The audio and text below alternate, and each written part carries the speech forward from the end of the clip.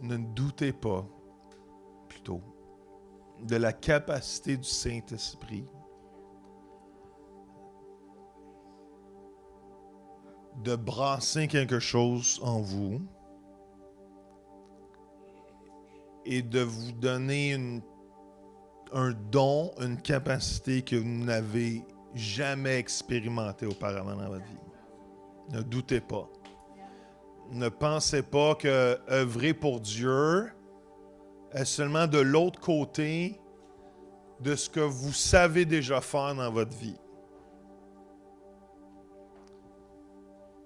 Quand on sert Dieu par nos propres forces et propres capacités, on va avoir tendance à se fier sur ce qu'on est capable de faire par nous-mêmes. Et le miraculeux et le royaume de Dieu est bien souvent de l'autre côté de tes incapacités. Et de donner ce que tu as ou ce que tu n'as pas et lui faire confiance pour te donner le nécessaire pour l'accomplir. Est-ce que ça fait du sens? Est-ce que vous comprenez ce que je suis en train de vous dire? Il y a deux choses que je veux adresser en lien avec Anna, puis je reprends encore une dernière fois pour vous, mais le stir, le brassage. Dieu veut venir dans vos vies pour brasser quelque chose de nouveau en dedans de vous qui n'était pas là avant, mais qu'il faut dire, si j'accomplis pas ce qui brasse là, je sais que je désobéis.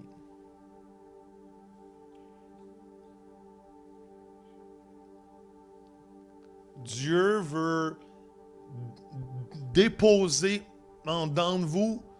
C'est le Saint-Esprit qui vient. Come on, Joël. Ça fait 12 ans que tu es pasteur principal. Tu es habitué. Oh! On brasse quelque chose de nouveau. Oh! Léane, ça fait, I don't know, 10 ans que tu t'occupes de l'Église déjà? 10 ans que Léane travaille ici et bûche et travaille et des chiffres. Et là, il y a quelque chose de nouveau qui brasse. Et tu l'avais pas vu venir. Tu pensais pas que c'était pour se rendre là. Oh, Joël, Sonia. Ça fait 30 ans qu'ils sont dans la même église. Assis dans le même siège. Le fond du siège reconnaît leurs fesses quand ils arrivent le dimanche.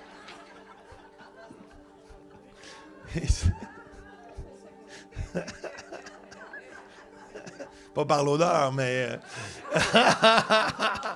mais, il dit, oh, ça fait 30 ans. Je brasse quelque chose de nouveau. Au point que si j'obéis pas, je sens le Saint-Esprit me pourchasser jusqu'à temps que je le fasse. Ça va te... Allô? Ça va... Il y a combien de monde sur TikTok présentement? 1 million, 2 millions. Comment de gens en Algérie te suivent, là? On ne sait jamais ce qui se passe l'autre bord. Désolé, moi, j'étais un peu ADHD à mes propres messages.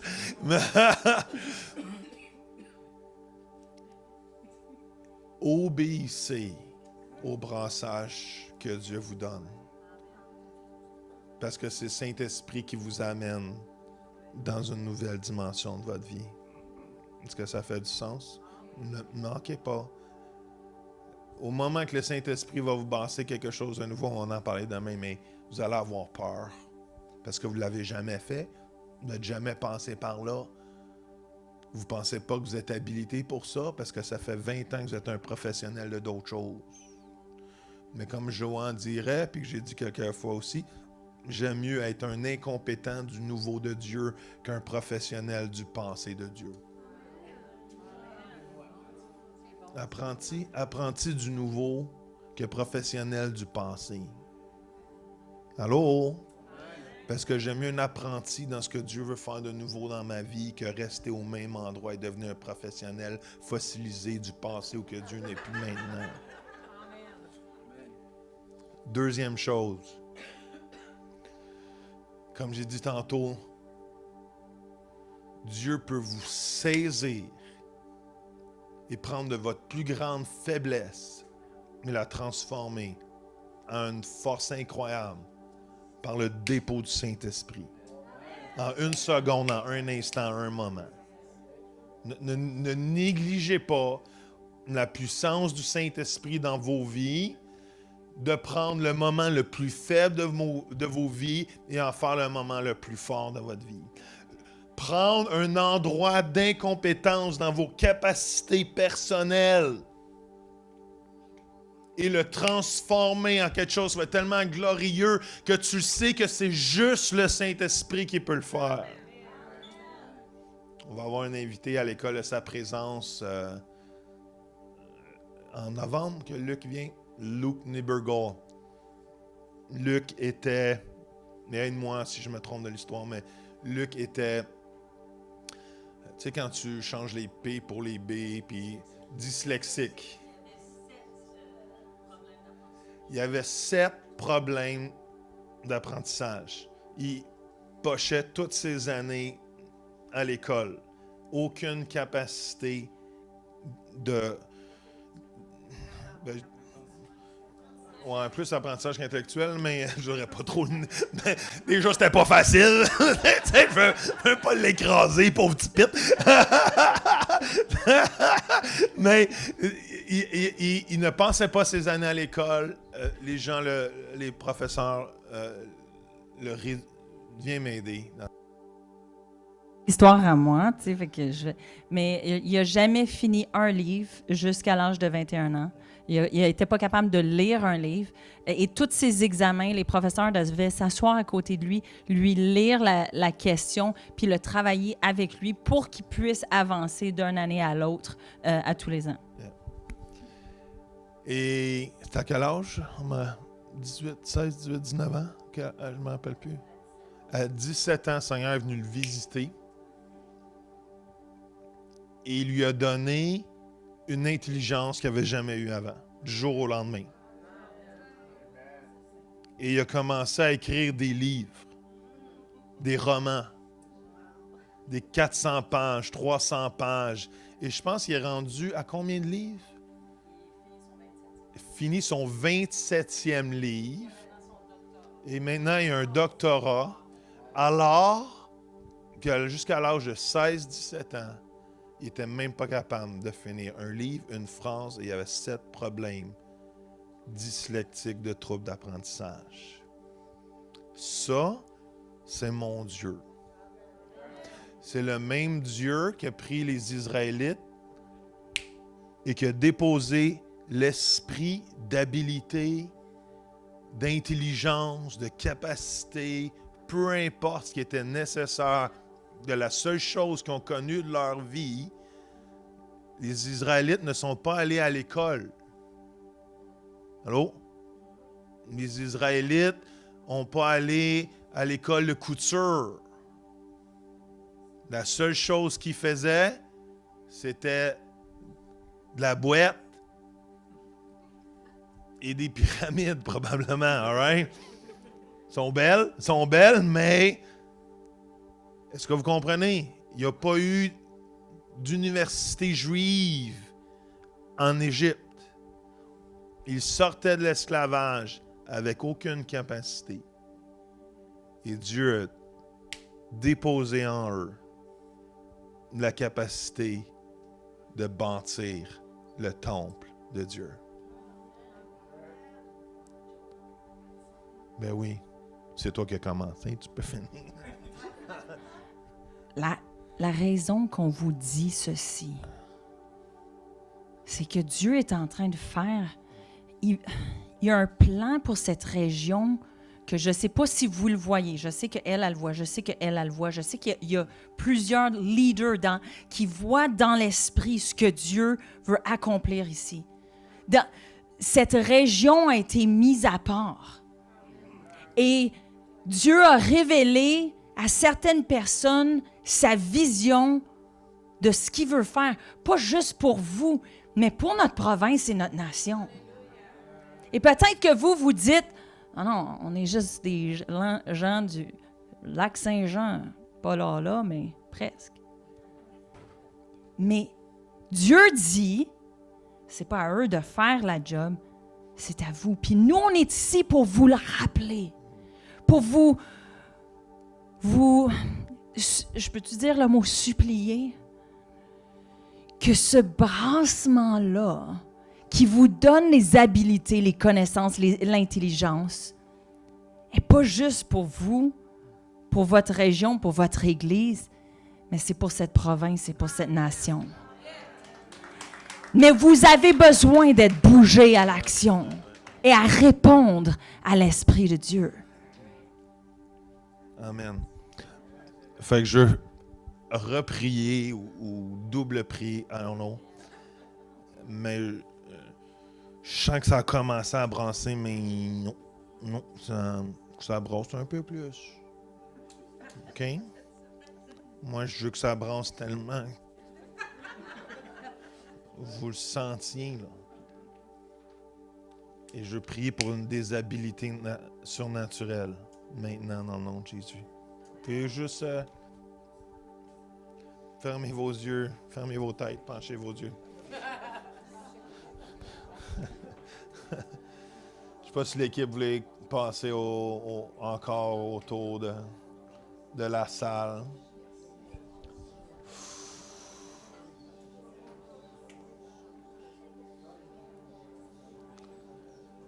Le Saint-Esprit a brassé, a bien disposé les cœurs. Mais ça a pris que le monde, après leur journée de travail, saute pour aller bâtir le temple. Il y en a que vous avez besoin d'être rebrassés au point qu'après votre journée au boulot, vous sautiez encore dans ce que Dieu a déposé dans vos cœurs. Oui, vous avez besoin de travailler. Oui, vous avez besoin de mettre du pain sur la table, comme on dit en bon québécois. Mais à l'autre bord de ça, il y a quelque chose qui brasse. Peut-être c'est à travers votre travail, peut-être c'est d'autres choses que votre travail, mais il y a quelque chose qui brasse, puis c'est l'Esprit de Dieu. C'est quelque chose qui brasse, puis il dépose un rêve, il dépose une vision, il dépose un mandat, il dépose une nouvelle autorité, il dépose un nouveau désir, il dépose une nouvelle vision. Il dépose un nouveau plan qui n'a jamais été là, où il rebrasse un plan qui a déjà été là, mais qui revient à la surface. Mais dans le nom de Jésus, et même dans les jeunes qui sont là ce soir, il brasse un appel. Dieu, tu brasses un appel qui est sur leur vie. Tu brasses, Seigneur, un plan, Seigneur. Tu brasses une destinée, Seigneur. Tu brasses un service, Seigneur. Tu brasses, Seigneur, un don de soi, Seigneur. Peut-être il y en a que vous allez dire, hey, je sais pas pourquoi, mais j'ai goût de faire des couvertes pour les gens pauvres. Come on! Dieu, il y en a peut-être qui disent, hey, moi j'ai goût d'aller nourrir des familles qui sont en besoin. Il n'y a rien de stupide dans le royaume de Dieu. Tout ce que Dieu dépose, c'est le Saint-Esprit qui vous guide pour répandre ce royaume-là. Peu importe ce qu'il veut faire à travers vos dons et talents. Alors, dans le nom de Jésus, je prie que le Saint-Esprit vous arnaque et vous dépose quelque chose qui va déranger votre vie maintenant dans le nom de Jésus. Seigneur, tu cherches une épouse qui est prête, Seigneur, à dire oui à ce que tu veux faire pour eux, Seigneur. Tu cherches pas une épouse endormie, tu cherches une épouse, Seigneur, allumée, remplie de feu. Et maintenant, dans le nom de Jésus, Dans le nom de Jésus, le Saint-Esprit vous brasse maintenant. Et je prie, Seigneur, qu'il puisse entendre et comprendre ce qui est en train de brasser, Seigneur. Ça va être tellement lourd, tellement prenant. C'est pas un joug pesant, c'est léger. Mais en même temps, ça dit, wow, je peux pas désobéir à ça. Faut que j'obéisse. Faut que je prenne le pas de foi. Dans le nom de Jésus, Seigneur, tu brasses selon toi. Kumba Shamba. Dans le nom de Jésus. Vous savez, il y a un verset dans Galates qui dit que maintenant que nous sommes sauvés de l'Esprit, soyons conduits du même esprit. Le Saint-Esprit n'est pas juste là pour vous sauver, mais là pour vous conduire. Maintenant que vous êtes sauvés, votre mandat, c'est d'être conduit. Et on ne pourra pas répandre le royaume de Dieu si on n'est pas conduit du Saint-Esprit. Parce que si on fait des choses qui ne sont pas conduites du Saint-Esprit, c'est juste de l'activité spirituelle au nom de Dieu. Mais ce n'est pas vraiment ce que Dieu veut faire. Comment? Et Dieu cherche une épouse qui va être conduite du Saint-Esprit, qui va arrêter de s'activer avec des activités au nom de Dieu, mais que ce n'est pas vraiment ce que Dieu veut faire. Et dans le nom de Jésus, Papa, je prie que chaque croyant, croyante dans ce lieu soit tellement brassé et rempli de la conduite du Saint-Esprit. Tu nous amènes à un autre niveau dans notre vie spirituelle. Tu nous amènes à un autre défi dans nos vies spirituelles. Tu ne nous laisses pas où qu'on était. Tu as un mandat, tu as une destinée, tu as un appel pour nos vies. On bénit l'Église de la grâce avec l'équipe qui est ici, pasteur Jean-François, dans le nom de Jésus. Et on appelle la croissance sur cette Église. Come on! Il n'y a pas trop de 2 églises à Dolbeau. Come on! Il n'y a pas trop de 2 églises à Dolbeau. Il y a assez de non-croyants pour que tu remplisses les 2 églises. Dans le nom de Jésus. Et Seigneur, je chasse l'esprit de compétition et j'appelle l'esprit d'unité dans ces 2 églises pour être pareil, mais pour marcher dans la main, Seigneur, afin de répandre le royaume de Dieu selon le plan que tu leur as donné d'accomplir dans le nom de Jésus. Et tu bénis, Seigneur, Stéphane et Judith et leur équipe maintenant dans le nom de Jésus. Seigneur, tu bénis Léane maintenant et Jonathan et toute l'équipe, Seigneur, de Métabetchouan, Seigneur, dans le nom de Jésus. Tu leur as donné la capacité d'emmener un message que personne n'avait entendu dans cette région. Et Seigneur, tu lui donnes la capacité de détruire et d'arracher et de planter maintenant. Dans le nom de Jésus. Et on bénit l'Église d'Alma, Seigneur, avec Pasteur Denis, Seigneur, dans le nom de Jésus. Tu mets ta main sur cette Église. Tu mets ta main sur ses leaders. Et Papa, Seigneur, tu continues l'œuvre d'unité dans cette région. Seigneur, qui a été, Seigneur, propulsé, Seigneur, dans la dernière année. Seigneur, tu bénis dans le nom de Jésus. Stir, you stir. Tu brasses. Tu brasses. Tu brasses. Il y en a, vous allez être des malaxeurs de l'esprit tant que ça va brasser. Come on. Dieu va mettre de la farine. Dieu va mettre du sucre. Dieu va mettre du beurre en dedans de vous. Puis il va faire du beau gâteau. Come on. Que les gens vont vouloir manger parce qu'ils vont être attirés à ce que le message de l'Évangile qui brasse en dedans de vous. On vous bénit dans le nom de Jésus. Et Seigneur, on appelle une jeune génération, encore une fois. Une jeune génération dans le nom de Jésus, qui a un renouveau de jeunes dans les églises, qui a un réveil de jeunes dans les églises. Seigneur, écoute... Seigneur, je réclame un jeune qui est un leader dans les ténèbres maintenant dans cette région, mais que tu vas transférer dans le royaume de Dieu et qui va devenir un revivaliste, qui va devenir un fou de Dieu, qui va passer des ténèbres à la lumière d'une façon tellement radicale que même ses cercles d'amis vont être emmenés à Christ, Seigneur Dieu, et que ça va amener un réveil de jeunes croyants dans cette région. J'ose déclarer que tu as cherché un sol de Tarse qui se moque de Dieu présentement, qui ne connaît pas la réalité et qui est religieux peut-être, Seigneur, mais que tu transformes et que tu vas faire de lui un revivaliste dans cette région, dans le nom de Jésus. Seigneur, je ne sais pas c'est qui, mais Seigneur, on réclame sa vie maintenant dans le nom de Jésus. Un petit baume pour l'ennemi, mais qui va venir un grand homme de Dieu pour toi. Dans le nom de Jésus. Amen, amen, amen, amen. Je ne sais pas c'est qui, mais ça m'a pas... I don't know. Vous me le direz quand ça arrive, all right? Mais je pensais... I don't know. I feel it's a spirit. Je sens vraiment que c'est le Saint-Esprit.